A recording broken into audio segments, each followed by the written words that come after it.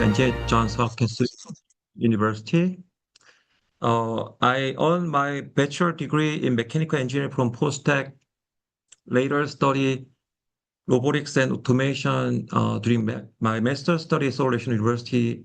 I gained my expertise in the biochip and biomedical micro device from my research scientist work in KIST and ET Zurich prior to my PhD training in the Johns Hopkins University for my PhD study.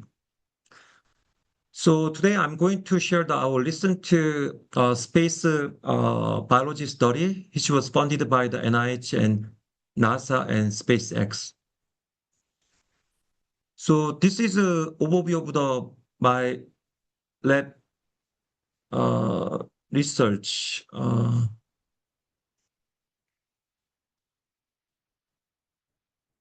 Sorry, I have trouble to.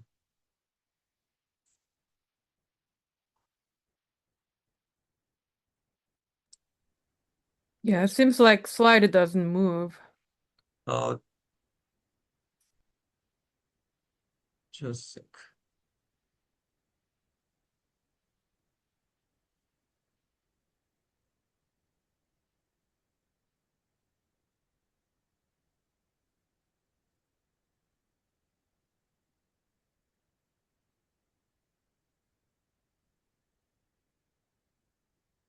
Okay. Can you still see my slide? Yep. Okay, so this is my financial disclosure slide. I co-founded Curie Bio, the biotech startup company spin out of the University of Washington in 2015, 11 years ago, when I work as a tenure assistant professor. I currently serve as a scientific advisor for a few biotech companies in US and Korea. Recently invited to serve as advisor for Samsung Biologics, Samsung Biopics.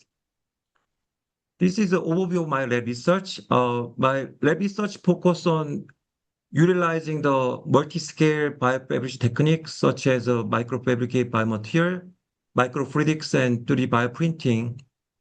We combine these multi-scale biofabrication techniques with the human stem cell technology and tissue engineering approach to create the miniaturized human organ. We call this is either organoid or organ on a chip. So we utilize this mini organ system for studying the cancer and cardiac and skeletal muscle diseases and neurological disorders such as Alzheimer and also space biology and human aging.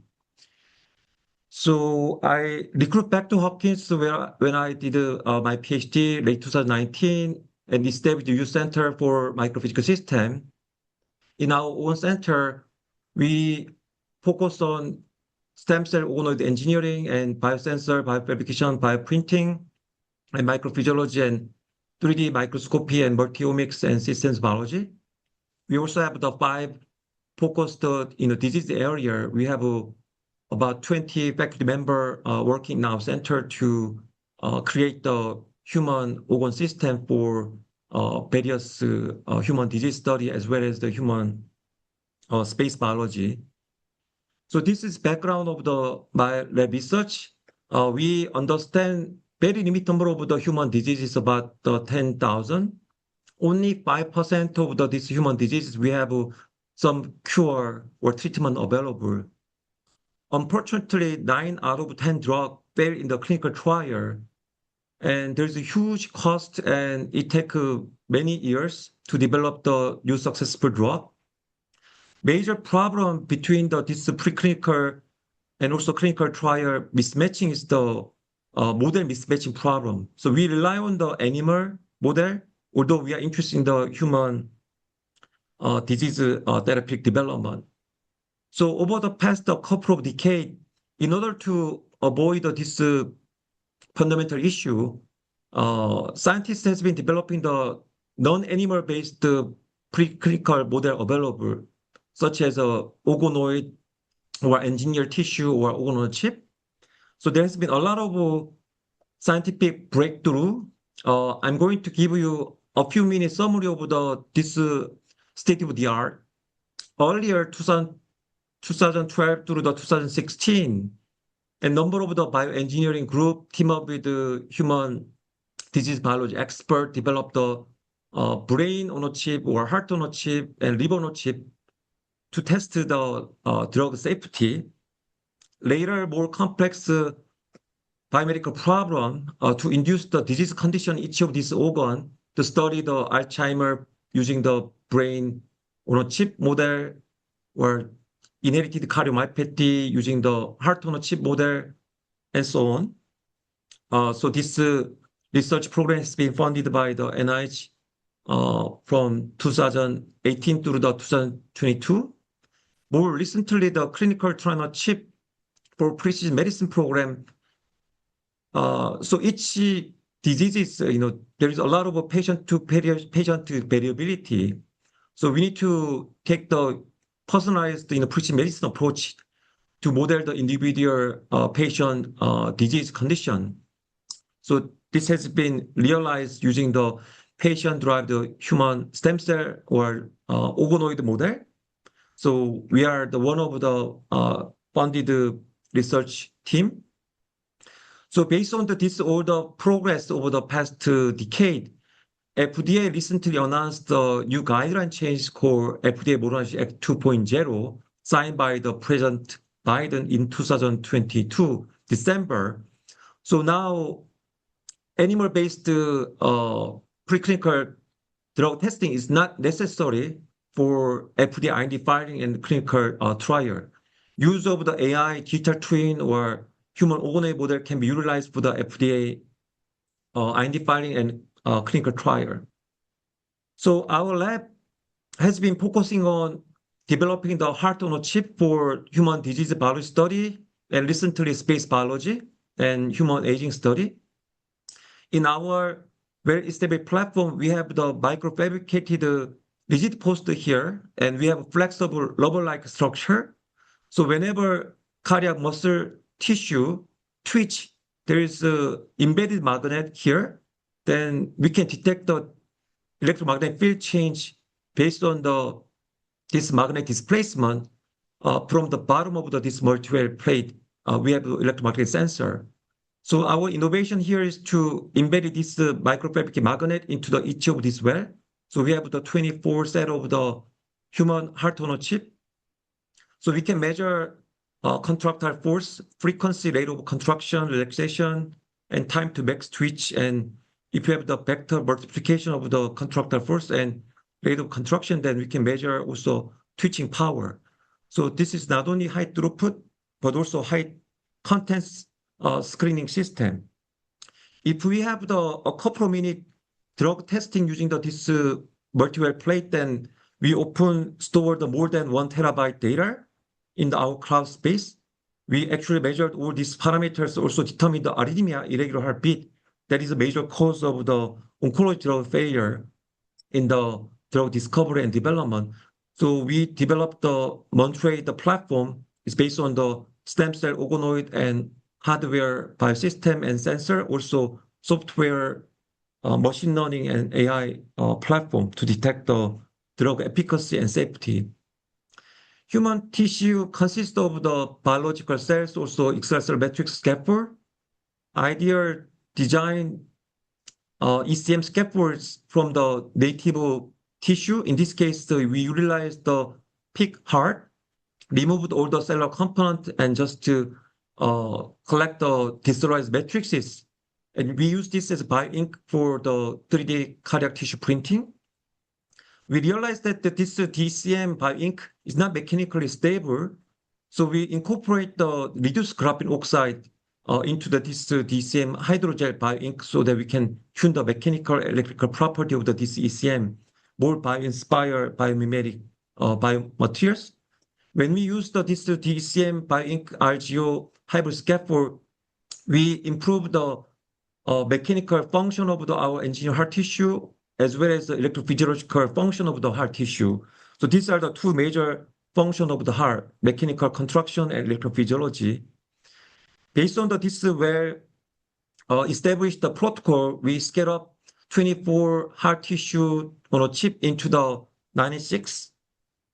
And we utilize the XYZ liquid handle robot to make the Core 96 heart donor tissue chip shown here, using the programmable automated robotic cell manipulation. So we commercialized this platform called the Notul AI through the Curie Biostartup company. More than 20 global pharma utilized this platform for drug discovery. Recently sponsored by the NIH and NASA and SpaceX, we have been funded by the Tissue Chip in Space program. We are one of the 9 awarded team. So we send our heart donor chip platform into the International Space Station for 1 month and study the effect of the microgravity on the heart function.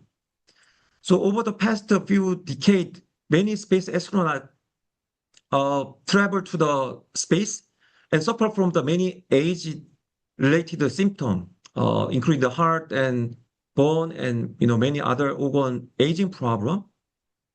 So in our study design, we differentiate human proprietary stem cell into the cardiac myocyte and cardiac fibroblasts endothelial cells, and making the 3D multicellular heart donor chip in our device and integrate our electromagnetic sensor and send the 48 set of the heart donor chip into the space. And we also have the ground control 48 heart donor chip. And we collect the tissue flown back to the Kennedy Space Center in Florida and collect the additional mechanical and electrophysiological and also bulk RNA sequencing data. So this is our optimized device. Since there is a microgravity in the International Space Station, we redesigned our tissue chamber, have a tight sealing. So in each chamber, we have the 6 set of the human heart donor chip. So we have 8 set of this modular chamber in our device. So total, we have the 48 heart donor chip in our device. So we sent out our engineered heart donor chip into the International Space Station in March 2020, a couple of weeks before lockdown. So this is our scientific team before and after we hand over our engineered heart tissue to the NASA and SpaceX team. This is real-time movie of our space flight. So we have our sample stored in the capsule of this SpaceX CRS-20 mission trip. And this is a space astronaut, Jessica Meyer. She changed the media once a week in the glove box inside the ISS. And you can find this picture from the NASA website. So protein, tissue chip in space. So this is very important data. So you can see that this pink group is a space flight sample group, and this blue group is a ground control. So there's a real-time mechanical force decrease in space versus the ground control. So this suggests that the 1 month long space flight can capture the heart failure. We also define the beat interval variation. This is indication of the irregular heartbeat arrhythmia. And we found that the space flight sample display the irregular heartbeat arrhythmic behavior in space, although we have just regular heartbeat on ground. So we initially not sure that this 1 month space flight is long enough to capture the microgravity induced cardiac dysfunction, but we was fortunate to recuperate this cardiac dysfunction during this 1 month space flight. And then we collect the tissue sample flown back to Kennedy Space Center in Florida, and then analyze the structural property of the space flight sample versus ground control, and observe that there is a repeat accumulation in the space heart tissue sample. This is not normal in the regular healthy heart tissue. Repeat accumulation is typically observed in the fat tissue. So this is quite abnormal. And also we found that the mitochondrial defect and mitophagy, mitochondria responsible for bioenergenesis and also the regulation of the electrophysiological function. As you know, heart uses most of our energy in the body, more than 30%. So this mitophagy and mitochondrial defect and dysfunction can explain the why we have the arrhythmia in the microgravity condition in space. We also found that there's a breakdown in the molecular motor structure, like sarcomere and myofibril structure in the spaceflight sample versus the ground control. So in the regular normal heart tissue, it's very well organized sarcomere myofibril structure shown here. It's not the case in the spaceflight sample in the ISS.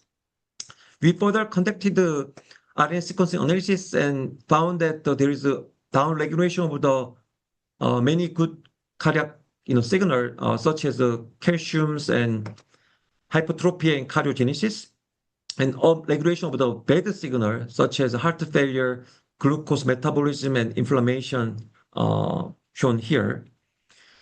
We further identified the key gene involved in this microgravity-induced cardiac dysfunction, including the contractile gene and ion channel relevant gene and mitochondrias and oxidative stress. So as you can see, it's not just a few fold differences between the ground control and the space flight sample. There's tens or hundred-fold differences in this important protein in the heart tissue. So, I mean, these data all scare me and probably you. Even if I'm billionaire, I probably not like to travel to space unless we have space medicine. So based on this successful first flight launching experiment in 2023 March, we actually conducted the second space flight testing the several drugs. So since we have the PDMS materials in our device, which is well-known, permeable and hydrophobic, and most of the chemical drug is hydrophobic. So there's a lot of the drug assumption. So in order to minimize the drug assumption in our device, we use the PDMS PEG black copolymer to minimize the drug assumption in our device. This also is published. And in order to test drug prior to our space flight, we adapted the airburst random function system shown here. So this is benchtop size, similar to microgravity machine. So we use the same chamber, same organoid and sensor. We test with the 8 different drugs, further narrow down to the 3 drugs. We found that several drugs show significant improvement in the contractile force, and also we can attenuate the arrhythmia. So we used this microgravity simulator-based drug screening data, actually tested 3 drugs in ISS in 2023. At the same time, we was funded by NASA to test how space radiation impact our cardiac tissue. Instead of sending our engineered heart tissue into the Mars, we actually traveled to the Brookhaven National Laboratory and exposed the high dose neutron to our engineered heart tissue.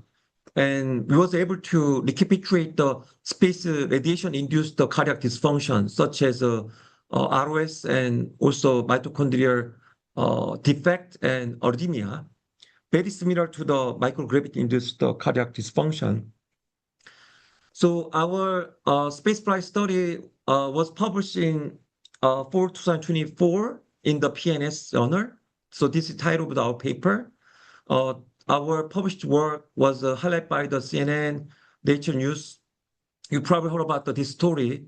Some of the space astronauts, they captivate for 9 months in space and later come back and suffer from the age-related symptom. So our second space flight, the drug testing, still under investigation. So next time I hope to share the more data. And I'd like to thanks to my laboratory member and our funding agency.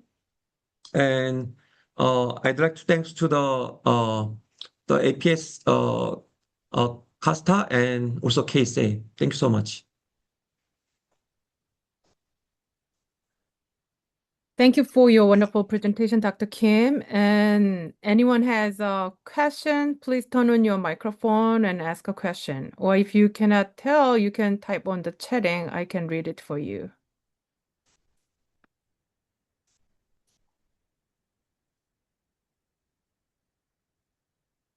Is there any person to have a Okay, question? yeah, I have a question Yeah. actually.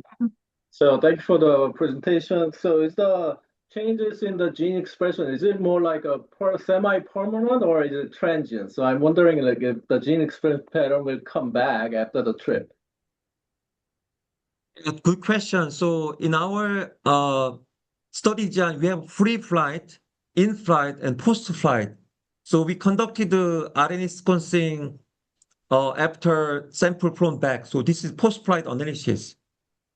So we don't have sample prior or in-flight. So this bulk RNA sequence data is after 1 month of space flight. So data is data. So this is after 1 month space flight after. So it would be interesting to have this kind of data over time, like 1 week, 2 weeks, 3 weeks, 4 weeks, and see how this can quickly progress. Also, as you probably know, during the initial flight, there is a hypergravity. So there is also hypergravity impact, which is not captured in our RNA sequencing analysis result. But there's a separate project funded by NASA to study how hypergravity impact during the initial space launching.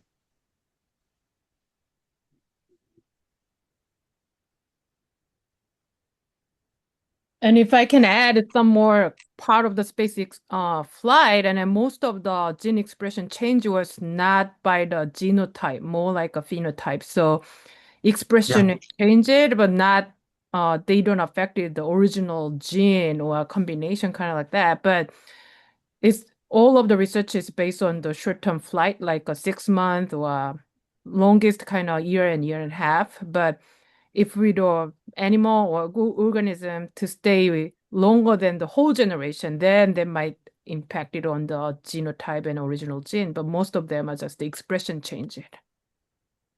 Yeah, many of you probably familiar the twin story. It was Yeah. published in Science. There is a two astronaut is identical twin. Only the one space astronaut went to space for 1 year. Another, identical twin stay in Earth. But this 1 year space flight make a lot of the epigenetic and other, multiomic changes. So in our cases, we can consider 48 in space and 48 heart on a chip ground. They are kind of the identical twin because they are all originate from the same iPSC. So major changes in phenotype and gene expression all based on the space versus the ground control. Okay, Ruth, please turn on your microphone and ask question. Yes. I think one of your charts that I read, you found heart was aging in space. Do you have any quantitative data that any predict, let's say it's aging by 6 months, 6 years, whatever? Any predictions, anything like that? Being in space, let's say, astronaut was in space for 6 months, and then you found it to be, I'm just making up, maybe his heart was aged to 6 months, something like that. Do you have any prediction like that or any data like that? So this is an N equal 1 spaceflight experiment. But in cardiac aging field, there's a lot of well-known phenotypes, such as mitochondrial dysfunctions and, forced decrease in, arrhythmic behaviors and also many gene, expression. It's very similar to the cardiac aging on Earth. And another interesting data set based on the many decade, space astronaut, there's a few hundred, space astronaut. Space astronaut has a more likely to have the cardiac symptom compared with the aged patient. So it's not surprising to see the microgravity accelerate the cardiac aging. But there's been no human organoid, cardiac organoid-based data, with a statistical power. It was all observational, based on the, many like 3-4 decade long space astronaut, data set. Thank you.